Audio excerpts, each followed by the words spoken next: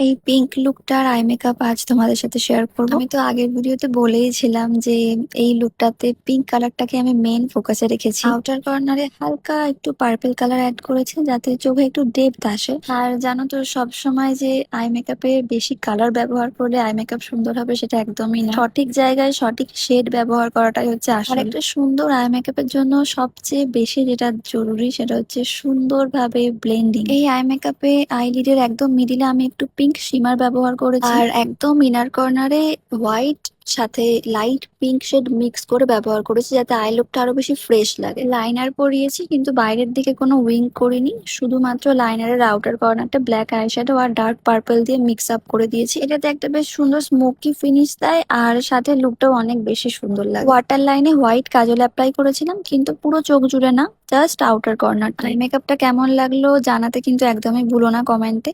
ভালো লাগলে ভিডিওটা একটা লাইক করো, চ্যানেলটাকে সাবস্ক্রাইব করে দিও। খুব তাড়াতাড়ি নতুন ভিডিও নিয়ে আবার আসবো। আজকের মতো টাটা।